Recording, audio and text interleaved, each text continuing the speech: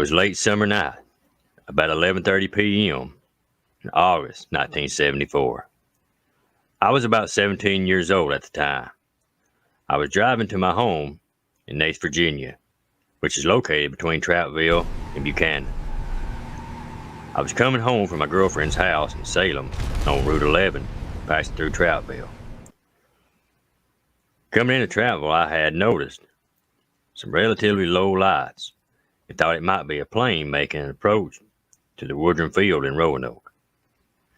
All of a sudden, I realized that the lights didn't seem to be moving, and I began to slow down until I came to a dead stop right in the middle of town, in front of the old Troutville Elementary School. That's when I noticed a dark triangular craft about 150 feet right above me with a bright light on each corner. My anxiety was rising fast, and I felt the hair on my arms and neck standing up.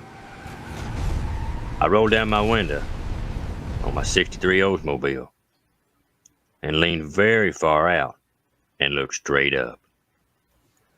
I was immediately impressed at the size of this craft, and it was at least as long and wide as a football field. I also noticed there was no engine, no motor sounds, but only a deep humming from the craft. It was so intense that I could actually feel the humming in my body. Now, I was completely at a loss as to what I was seeing or what I should do. I had a weapon in the car, and a quick thought passed through my mind that I should get it, but thankfully that went away quick as it come. This was when the fear crept in, and I realized how actually close to this craft I was, and there had been no cars coming from either direction in the short time that all of this had transpired. Erratic thoughts started racing through my mind. Would he try to hurt me? Or even worse, try to take me? I quickly ducked back into my car and rolled the window up, stepped on the gas. Actually, I floored it and exited Troutville heading north on Route 11 towards my home in Nace. Now, my '63 Oldsmobile was what I called a tank due to its size and being made up almost completely steel. Route 11 is a 4-lane highway there, 2 lanes in each direction, and I had pegged the speedometer at 120 miles an hour, and I was cutting corners. I could see that the craft was still very low and right behind me following as I sped along. I was very frightened. When I came to the turnoff on my right to go to Nace on a back road, I noticed another car coming in the opposite direction. We passed one another as I slowed down and turned off Route 11, and the other car was proceeding toward Troutville. It was now that I noticed the craft had stopped following me and was following the other car back toward Troutville. While I was glad it was no longer following me, my fear had yet subsided. I continued to speed the rest of the way home. Upon entering the front door of my house, I saw that my mom and dad were still up and immediately noticed the state I was in. I told them what had happened, and I was sure they was going to think I was nuts, but Dad said he had seen several things in the sky out where we lived, and he was really not surprised at my story. 48 years have passed since that night, and I still remember it like it happened last night. I went on to spend 20 years in the Army and only shared this story with about 10 people in that amount of time. I never talked about it a lot because I didn't want to get the looks and hear the comments that I feared would come my way. I have made the judgment as to whether or not this craft was alien or just something from another world or something from this world. I personally believe it was something from another world. The government of our country has finally admitted there are UFOs, but they really have not commented any further. I believe they know very much more about these things, but for some reason, they don't want to share them with the American people. On Labor Day weekend of 2023, we were demonstrating blacksmithing at Watauga State Park in Pocahontas County, West Virginia. It was a 2-day event, so we planned to camp outside at our site. That Saturday evening, everyone except for the two of us and one other person at the other end of the campsite had left the area. We were the de facto watchdogs. At around 9 p.m., I pulled up a chair for a little bit of stargazing, as it was crystal clear in a moonless night. And Watauga State Park is a certified dark sky location. Well, anyways, something moving southern direction caught my attention. At first, it looked like a string of lights, not unlike Starlink satellites, but I realized what I saw was probably not that. I immediately called for my wife to come over and see what it was. I said, "What the heck is that?" She replied, "Holy heck." It was a dark, long craft with a row of lights, which looked like windows. There seemed to be lines which ran lengthwise along the craft. The craft blocked out the stars behind it and moved slowly in a northern direction. It was obviously a solid object. We heard a low humming sound, but nothing else.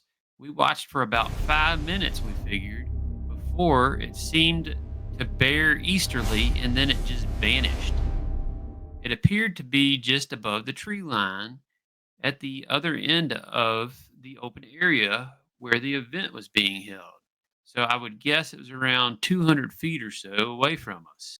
Hard to be more specific, but it was dark.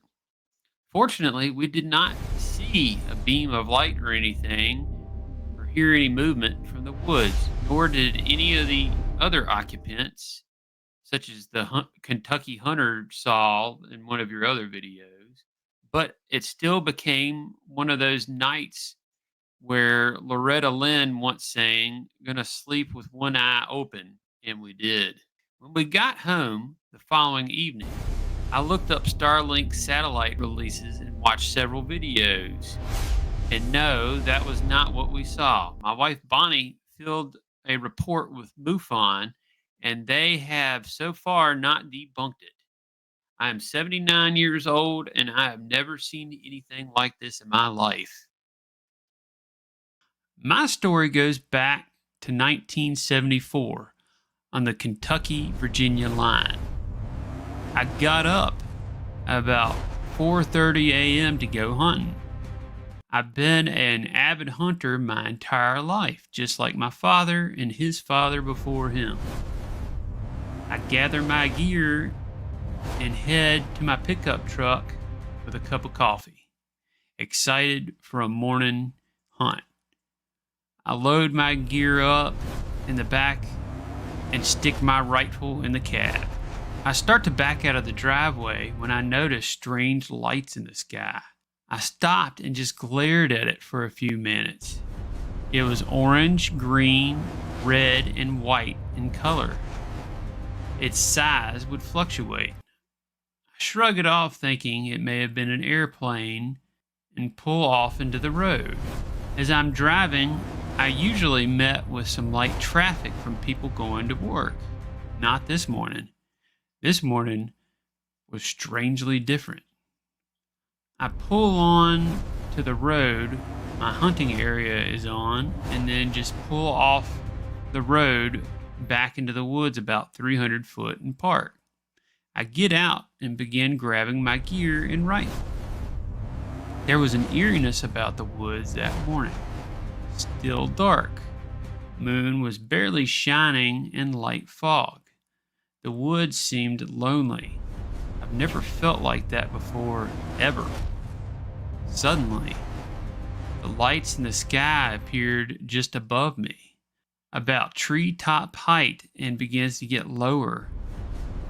I began to tremble. They lower, making a bizarre humming sound, and then silence, except for what sounded like things walking all around me in the darkness. Then that stops too. A beam shines down on me from the multicolored lights, and from what I can best describe, a very tall, slim, silver being walks to the center of the beam. I'm almost paralyzed from shock and awe at this point.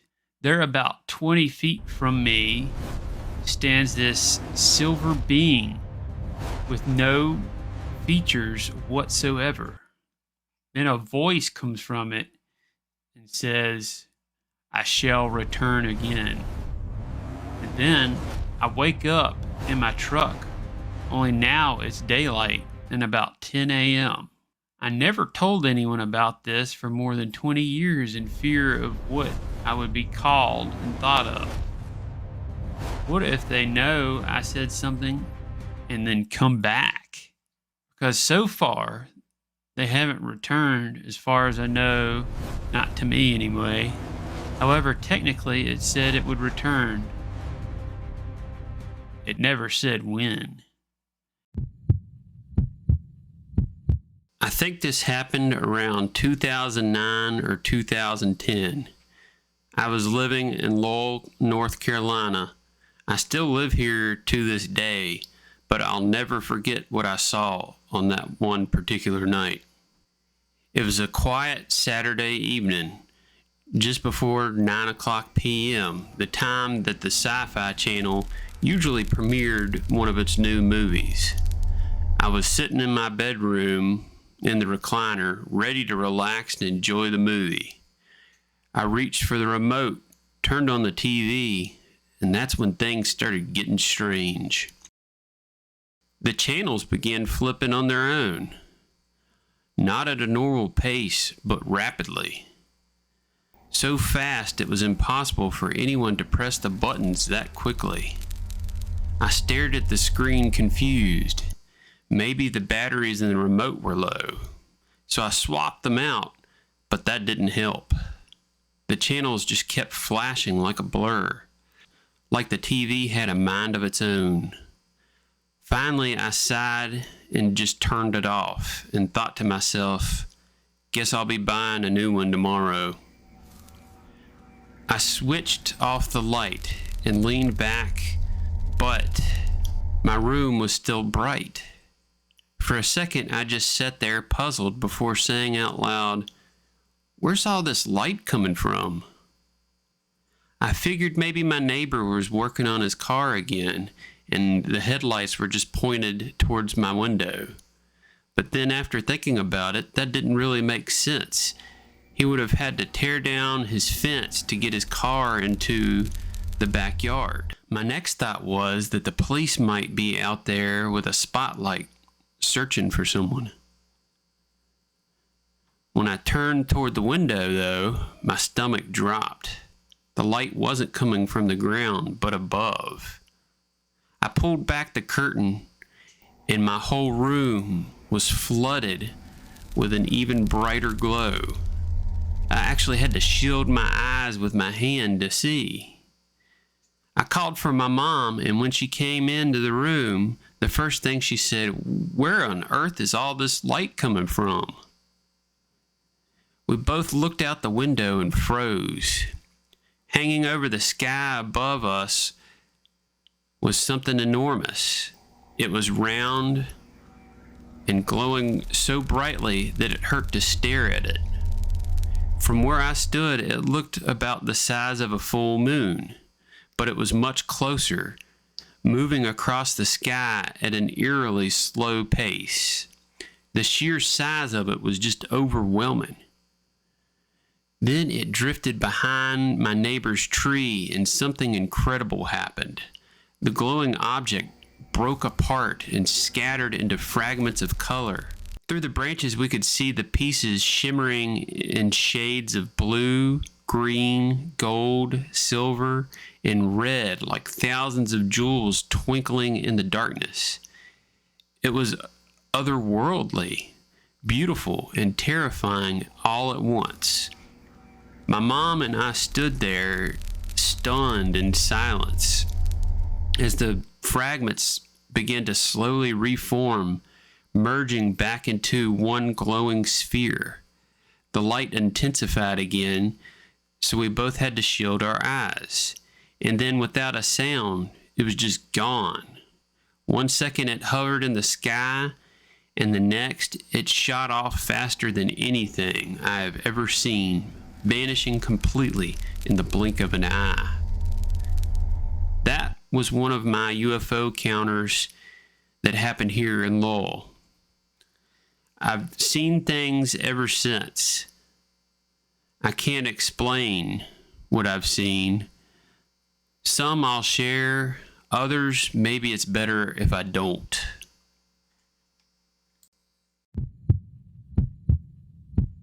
It was the summer of 1981. A young man in his early 30s, known only as David, claimed to have experienced something truly terrifying along the Clinch River, just outside Oak Ridge, Tennessee. Oak Ridge is a town known for its deep ties to government secrecy and nuclear research. It has long attracted stories of strange lights, black helicopters, and things best left unexplained. But David's story, it stands out among the weirdest. David was an outdoorsman and long life resident of East Tennessee. He said he had gone fishing alone on a warm evening just before dusk. His chosen spot was a quiet bend in the Clinch River, not too far from the perimeter of the Oak Ridge National Laboratory. This is a heavy guarded facility known for top secret government projects going back to the World War II era. It was a spot he had visited several times before, but never once feeling unsafe or uneasy like he did that day. But as the sun dipped in the trees and the air began to cool, David noticed something odd, a low mechanical humming sound coming from upriver. At first, he assumed it was a boat motor, maybe something coming in late. But as the noise grew louder, he realized something wasn't right. The weather remained completely still, no waves, no engine wake, and no visible craft. That's when he saw it. Floating above the treetops across the river was a large metallic disc-shaped object, slowly descending through the evening sky. He estimated that it was about 30 feet in diameter, dull gray in color, with a wide band of red and blue lights rotating in a circular motion along its midsection. The lights pulsated rhythmically, casting eerie reflections over the dark water. What struck David most was the silence, aside from the low hum. There was no other sound at all. No crickets, no birds, no wind. As the craft began moving towards his side of the river, David said that he suddenly felt an overwhelming pressure in his head and chest, almost as if the air had thickened around him. A strange buzzing sensation filled his ears, and then nothing. The next thing he remembered, it was completely dark. His fishing gear was scattered across the riverbank. His tackle box overturned, and his watch showed several hours had passed. Disoriented, nauseous, and badly shaken, David gathered his things and stumbled back into his vehicle. He couldn't explain what happened or where the time had gone. When he got home later that night, he noticed something even stranger. A small triangular-shaped mark on his inner thigh. The skin around it was slightly red and sensitive, and the mark itself looked like it was a burn or a puncture, made up of 3 perfect dots in a triangle pattern. David was adamant that the mark hadn't been there before. Over the next few days, David began to suffer intense nightmares. In these dreams, he found himself lying on a cold metallic table, unable to move. Bright lights flooded the room, and surrounding him were short, gray-skinned beings with large black eyes and long, thin arms. They spoke without moving their mouths, but he could hear them in his head, a kind of telepathic communication. He remembered the presence felt clinical and cold. and almost indifferent. The dreams became more vivid and frequent. He also reported waking up with nosebleeds and unexplained anxiety, which eventually led him to speak with a local paranormal investigator who referred him to a hypnotherapist who was familiar with alien abduction cases. Under regression hypnosis, David described being taken aboard a craft. He recalled the beings examining him with strange instruments and tools that emitted light but didn't seem to touch him directly. The room was sterile and dimly lit, with walls that curved inward and faint mechanical humming in the background. Perhaps the most disturbing part of David's hypnotic session came when he claimed that one of the beings showed him an image, a vision of Earth engulfed in flame. Cities were burning, oceans were boiling, and the skies darkened with smoke. The image burned itself into his mind, and he saw this as a warning of what humanity might cause itself, or might happen, if they didn't heed some larger unknown message. He said the beings didn't explain it, they simply let him see it, and he knew instinctively that it was important. David never sought attention for his story. He never tried to write a book, appear on TV, or go to a UFO conference. In fact, most versions of the story only exist on UFO forums and in old MUFON notes and scattered mentions in Tennessee cryptid and alien lore. My wife and I bought a little cottage about 45 minutes outside Asheville, North Carolina, a few years back. It's a quiet place and rural enough that the nights feel very thick. There are no houses behind us, none in front of us, and nothing to the left of us for about a mile or more. On the right, there's only a huge farm spreading about 40 acres. Most evenings, I unwind on the front porch with a cigar. After a while, you get to know the stars like old neighbors. I even keep a telescope out there. But a few months in, I started noticing things, odd lights, shapes that looked like little drones, except they behaved wrong. This was long before all the drone reports started coming into the news a while back. At first, I mostly kept it to myself and just mentioned it casually to my wife. Sometimes she would see them too, and they never looked like the same kind of object twice. One night, I stepped outside and glanced to my left. Hovering low, maybe about 60 feet off the ground, was a green object, drifting silently.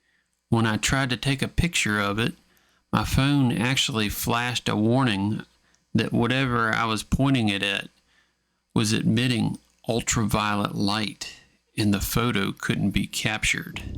I eventually managed to get one, and I'll include it in this email. Another time, early in the morning, I was out walking the dog. A light rose straight up from ground level to about 120 feet. I filmed it. In the video, it looks like a drone at first, but towards the end, that's where the strange part is. The thing jumps around in the sky at these impossible little bursts, like it's skipping between places. A few weeks later, I was out on the front porch again when my brother-in-law had stopped by for a visit. I told him about the odd things I had been seeing while sitting out there. We started smoking cigars and burning them down when we both noticed a light moving inside the tree line, about 100, maybe 150 yards away. I don't mean just a little patch. It runs for miles. There are bears out there, bobcats, coyotes, and copperheads. You don't want to be wandering around out there after dark. The light was hovering slow and steady. It lifted up to treetop height, about 150 feet, I'd say. It was about the size of a yoga ball and glowing so bright that the branches under it were dimly outlined. When it hit the tops of the trees, it drifted across the road, sliding between my property and the farm next door. Same height, same pace. Then it shot upward fast, about 300 feet, and the light on it just switched off. I think it kept climbing, but once the glow vanished, it was gone completely. It wasn't a balloon, not with these types of movements, and it didn't behave like any drone I've ever seen. The night was calm, no wind worth mentioning. I sent the video to a local news station. They got back to me and said that they had no idea what this was. This incident happened to me when I was around 12 years old. My family had just moved into a house in Shawsville, Virginia, in part of Shawsville called Allegheny. If you turn down the road where the old Meadowbrook nursing home was, it is now a library. But if you go about 4 miles, our house was near the river on the roadside. This would have been in 1987. I remember just starting school and it was late September or early October, and I was awoken to lights shining in every window of the house we lived in next to a cornfield that still had stalks up and the grass was really high. I noticed this because I opened the bedroom window and it didn't have a screen in it. I put my head out the window and looked up at the sky, and all I could see was bright lights shining in my eyes. It was so close to the house that nothing could possibly get that close to the window. I noticed that the grass was not moving, nor were the corn stalks. Everything was dead silent. No crickets or anything. I ran into the living room and then into the kitchen to see light shining in every window. I ran back to the bedroom, and all I remember is looking up, trying to see what it was. My thoughts were a helicopter, but there's no way. A helicopter would not hover next to a house. Also, there was no noise or even wind. Nothing, none of this made any sense to me. Shortly after, the next thing I remember is waking up and feeling really exhausted. I remember I felt so drained that I didn't even go to school the next day. I tried to figure out what this was, but had no explanation until I saw the Unsolved Mysteries episode that happened around the same time. I truly think this is connected. If you hadn't seen the Unsolved Mysteries episode, this also took place in 1987 in Wytheville, Virginia. I have often wondered what it was I had seen and had been reluctant to tell my story because some people would laugh about it. I'm an honest person. I've never even gotten a parking ticket.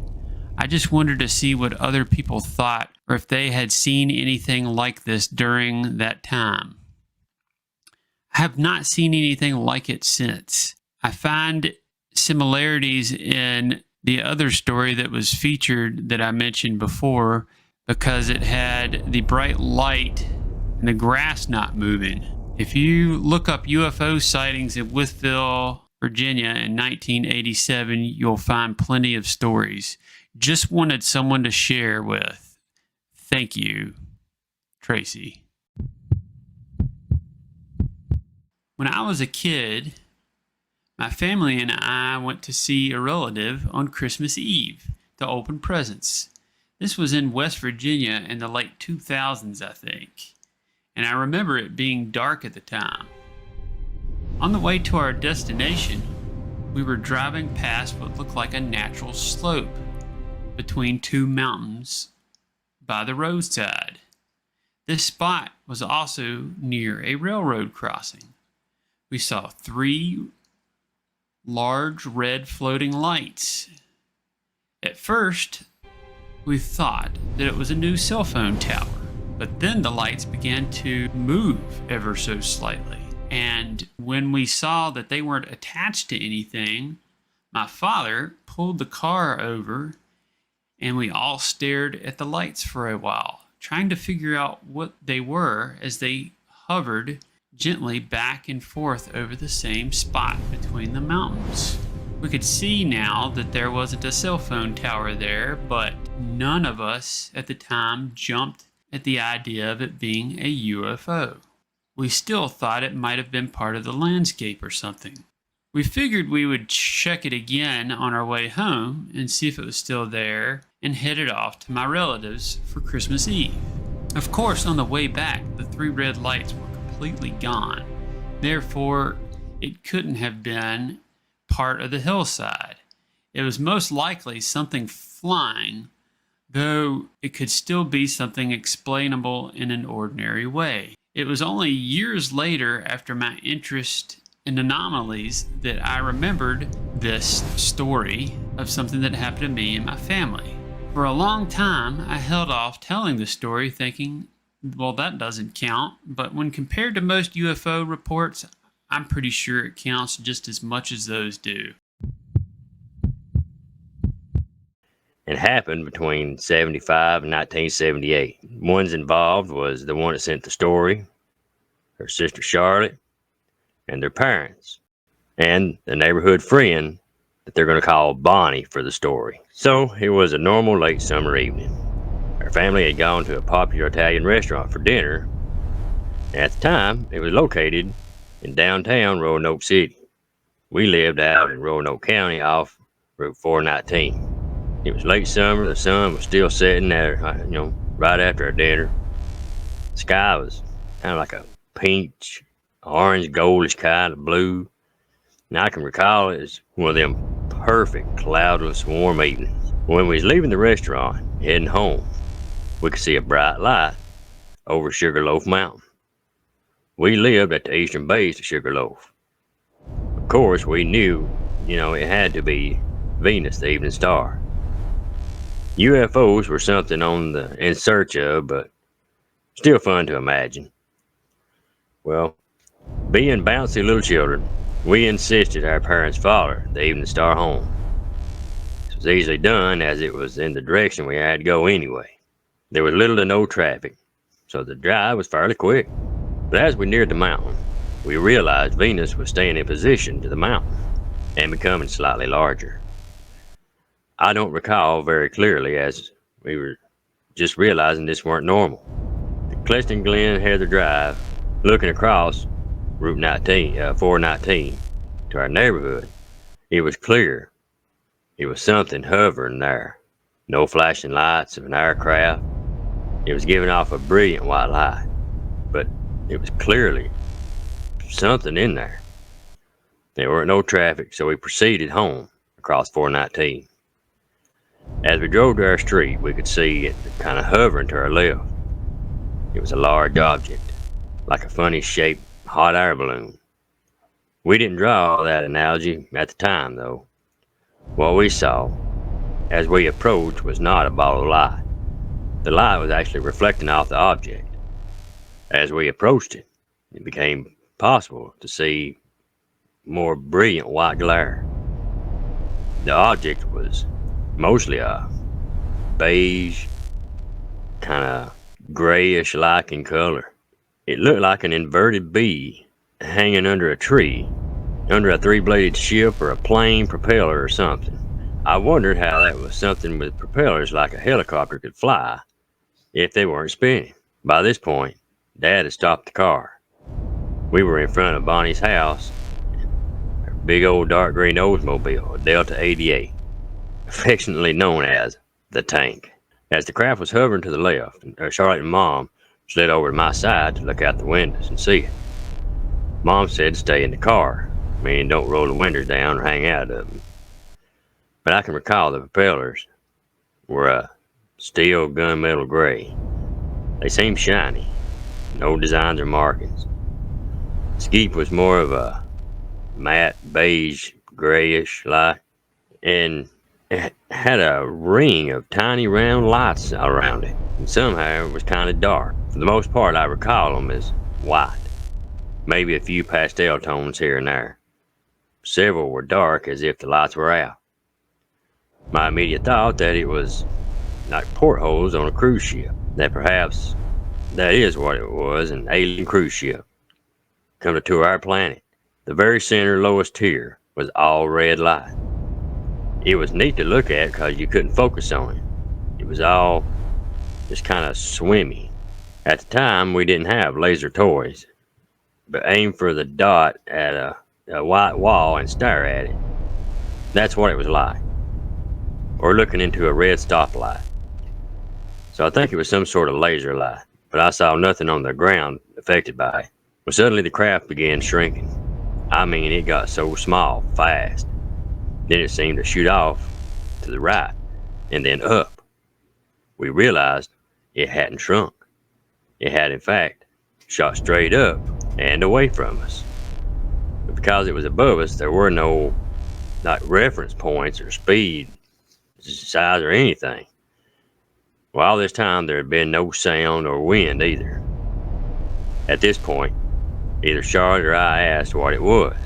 Since it clearly weren't Venus or a hot air balloon, Mom said it was an experimental government aircraft.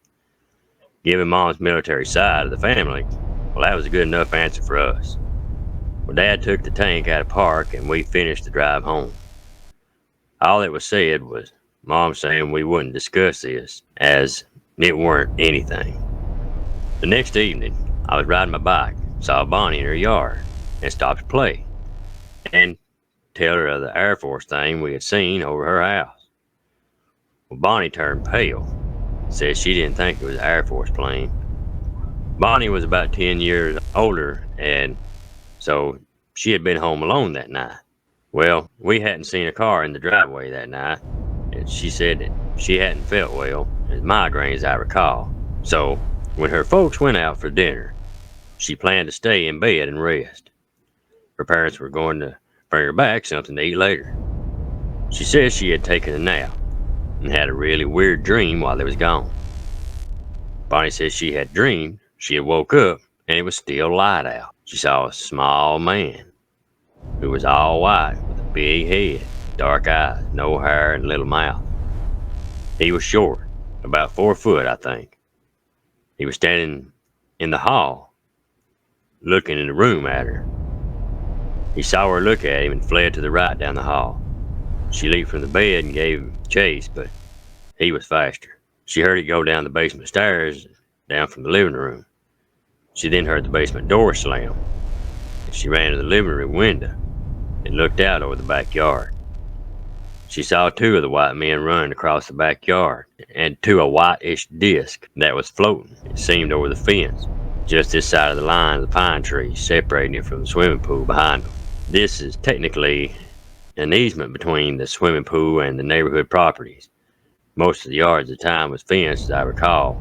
The men ran under the disc, and a moment later it rose higher and seemed to float along the fence, heading west. Bonnie said she didn't know why, but she didn't feel upset about it, or them even being in her house anymore.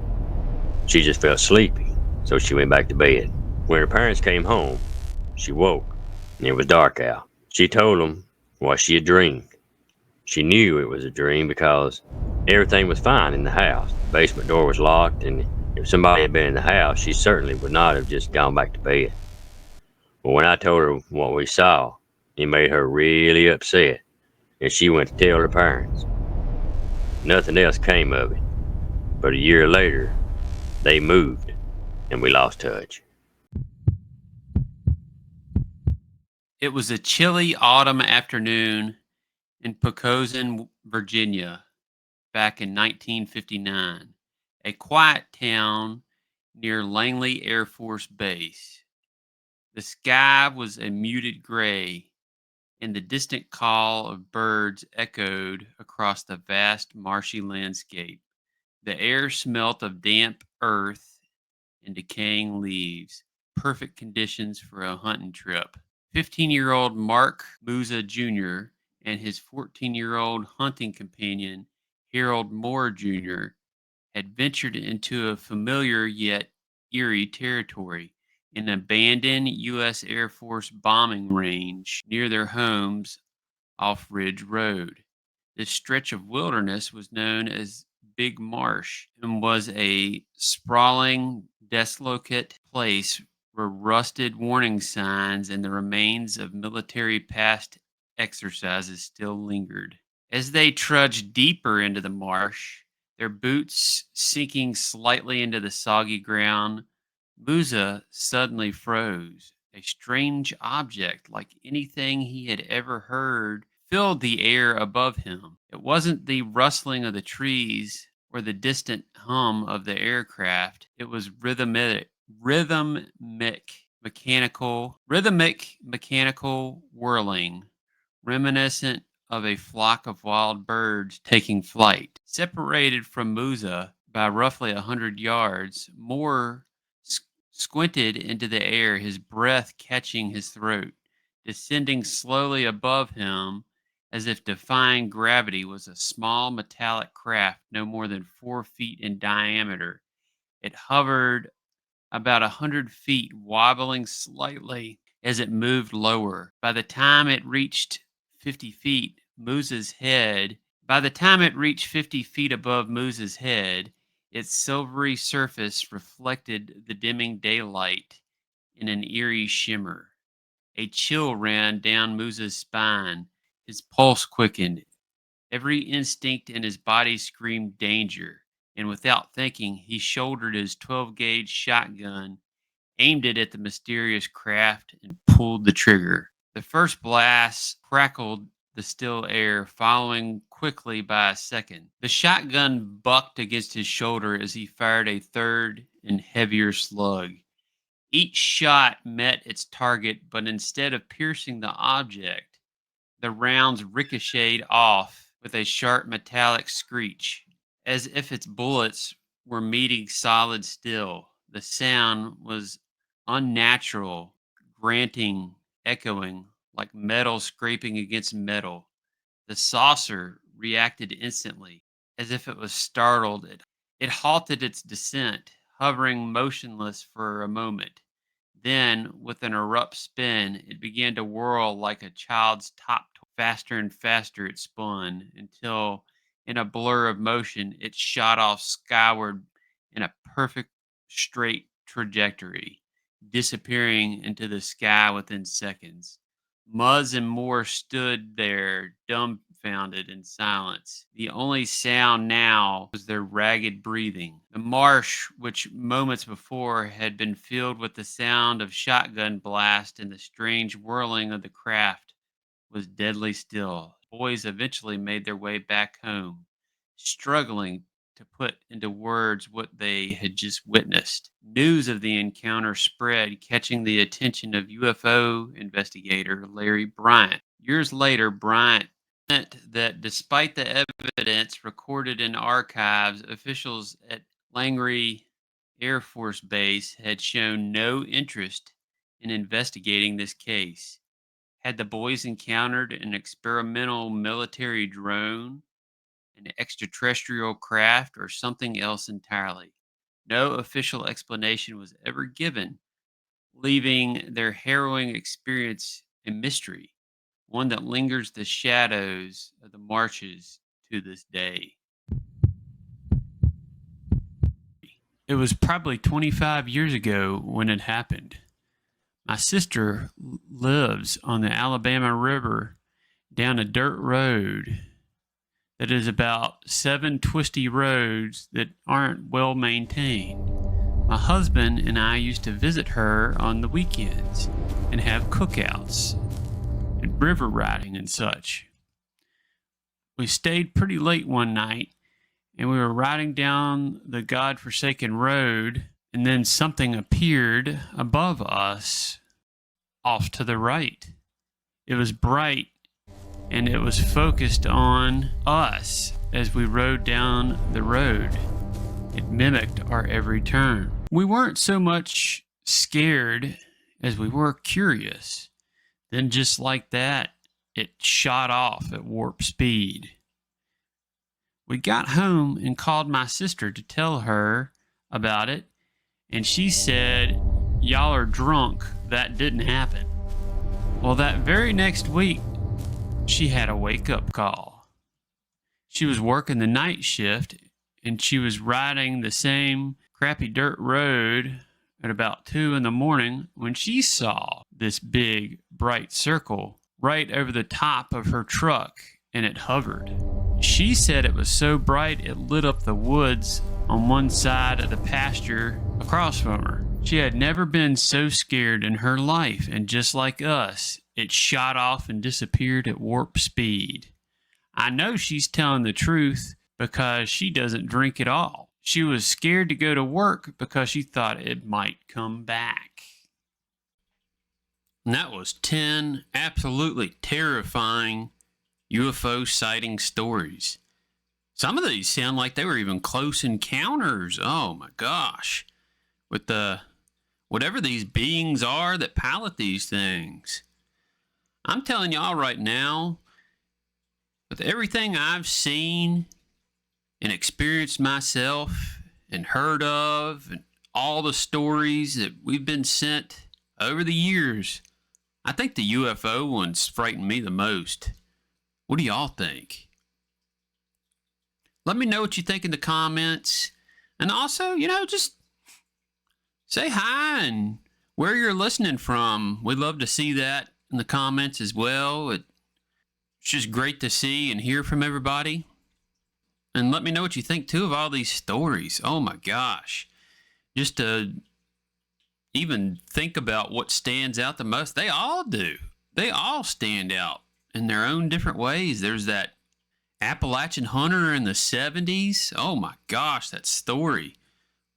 Ooh, the Troutville, Virginia UFO chase. That could you imagine? Oh, my gosh, this stuff is just so terrifying. Charlottesville, Virginia, which is close to Troutville, I think. And that one, in their yard, be home and in the bed and that go on, especially, at a young age. That one at Watauga State Park. Man, y'all have sent some amazing UFO stories. Most of these were sent in by fans. There was one or two that wasn't. The Alabama UFO one, sent in by a long-time listener. Oh, man, I could not believe she had experienced that. The Lowell County one, that one was wild. I hadn't heard of anything like that where it broke apart in tons of pieces and then come back together. Dang. Just love to hear what y'all think about all these. And like I said, let me know in the comments what y'all thought. I absolutely love them. I hope we get more. I hope y'all love them too. Now, these are some great, great stories. The witch stories and the ghost stories seem to be what get the views, but I honestly find the UFO stories and maybe the black-eyed kids the most terrifying, but UFOs just a little bit more. Just a little bit more. Well, I appreciate y'all tuning in, and if you've got a story you'd like to send, you can send it to spookyappalachia@gmail.com. Love to hear from you. Love hearing all those stories. It's y'all's incredible stories that keeps me going, and y'all have my thanks for the amazing stories. I just appreciate it. Would not be where I am today without y'all watching and sending in these stories, so thank you. We're closing in on 9K subscribers. Wow. I bet money we're going to hit 10 probably early next year. Thank y'all for all the support, and then till next time, stay spooky.